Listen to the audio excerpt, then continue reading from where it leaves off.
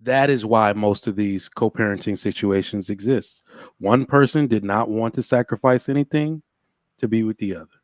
Right? That's really it. It's just Well, selfishness well, at the no, end of no, the no, day. no, Well, because I'm not even talking about your let situation, me. Shan. I I'm understand. talking about most people anyway, because Harrison is onto something. How can people make great co-parents all the time, but not find enough purpose in making it work with each other for the children, right? So a lot of people, that I went to college with were in love with their college sweetheart. We all knew it. Y'all were compatible then. Then life got in the way, and he wanted to be a traditional man. He wanted to make usually like an honest woman out of the girl, and she's like, "Well, my career matters too. I don't want to move." Well, that's usually where we end up at an impasse because I'm doing what I think I'm supposed to be doing. I'm asking you to come with me. I'm willing to marry you, such and such. And what you really have on one end or the other, somebody saying no, right? So people, when I hear not compatible, I'm thinking fighting, arguing, um, things that are maybe not the same religion, all that type of stuff is not compatible. This person is hot when I'm cold. They don't believe in anything I believe. We don't have similar values. We're not equally yoked. That's what I think when I hear not compatible. But I'll So let let y'all me go. clarify, okay? Um, just because I know that you're not talking to me, but I just want to clarify my situation, okay?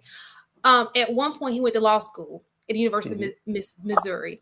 I don't think that I really, if I look at things the way it was, I think he's as successful as he is because he was able to move around as much as he was. He would not have been able to do that had we been tagged along with him.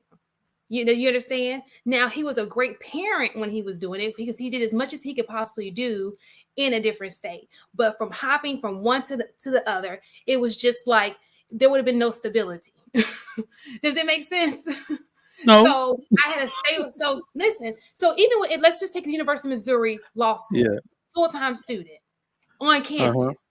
You can't do that and have a full family. You just can't. No, no. So Shan, you're talking to somebody whose uncle had four So kids and he was in let me, medical school. Like, listen. Okay, I understand your situation, but I'm telling you how we were thinking at that time. Okay, yeah. so I had my thing here. I just picked up another job. I was very supportive. I could as supportive as I could possibly be from afar. Okay, so then that went to going to New York, which went to going to DC, which went to going North Carolina at one point. It was a lot, and I'm not comfortable jumping around like that. Okay, It, Yeah, that I was mean, we made an allotment for that. We said one person is not willing to sacrifice, and that's usually where the impasse happens. So yeah, well, we were saying the same thing. I can I think ask both you this? were not willing to sacrifice. Wait, hold on, because this is the part that's really interesting in it. So essentially, what you described, I guess this is your child's father, right? Mhm.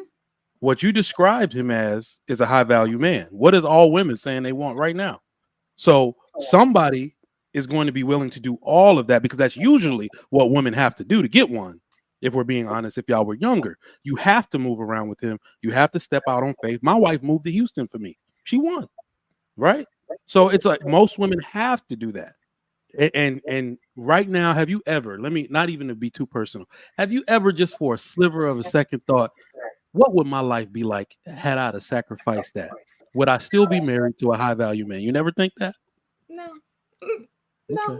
She capping, but okay, okay. No, I All swear right. to God, You just gave us a there, curve to yeah, what it was. I What think else? in between there were so many opportunities. Like at that point, high value man wasn't even a thing. Like I've never, if I take out the situation, I've never not dated a high value man besides, you know, if you all of the things that you call in a high value man, I've never dated anything outside of that. Okay, Mhm. so to pinpoint one who's my child's father, yes, there are.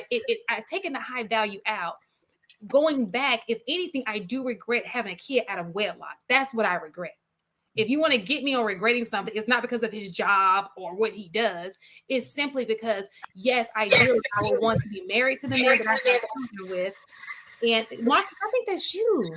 I'm sorry, I won't mute you. I might have YouTube in the But back. so that's where you can get me the gotcha. Like I should have been married before I had kids, and Mhm. that's the regret that I have because I do think that raising kids in a home with two parents is so much more productive and better for the kid than otherwise. So I had to go get my hat, Shan. Hold on, I'm gonna restart. See, does this mute can come off? So I'm gonna call back in. But I think he was capping too. what you mean? And left. And left. Capping for what? What part? And left. He can come back. But yeah, that's the only thing. I enjoy our relationship. I love the fact that we can get on we can just trip out. I love his wife, love her. You know, Shan, I ain't trying to hear that. You supposed to be his wife. I ain't trying to hear that you love his wife. I ain't trying to hear it. Not trying to hear it. You want to be honest? You want to be honest?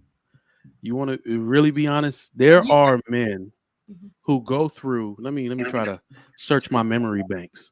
There are men that go through what you say your ex went through with you, that will get drunk and maybe we're being a little mischievous or somebody saying, "Damn, why didn't you marry such and such?" I got somebody like that. That my own brother would be like, "I just really want to know. Everybody in the family knows because we love your wife. We love her.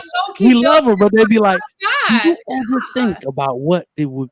Why didn't you marry such and such?" Okay, and this is what I'm telling you. He even thinks it himself, right? Because this is what it was. When a woman has your child, especially your first child, did you have his first child? Oh, okay. When a woman has your first child, I think most men see that woman forever as a part of his story. And you not sacrificing for him to be his wife, it ruined his perfect story. So even he created a life outside of you. He's married, he got all this stuff. I bet you when he sees your face, it's like a little glitch. Funny that you say that because I have my story up. Like, it's so funny that you say that because I put my little birthday thing up and it had like all my pictures, and he calls me. He's like, "Wait a minute, why am I not in one of those pictures? Like I'm like a part of your." It's like you're not gonna be you without me. And I was like, "Wait, get out my face." But anyway, we just joke around like that. No, we're good. Every once in a while, joking. Sitting down, sipping a margarita, and he's just blank like. I wonder what could have been. Have you ever dated seriously an attorney? Like yes. y'all feel on. I have. So you already know how they debate and they come and you like you can't win a conversation. Not only did I why date you trying to win a conversation with your exactly, man? And not only did I date one, I used to find it hilarious. It's like, oh wow, y'all even talk to your significant others like this. That's crazy, right? But you can never win a debate. It's like, why are you trying to win the debate? It's a part of who that person is, right? It's a part of who they are. So you learn a way to communicate with them. That's all I'm saying. Yeah.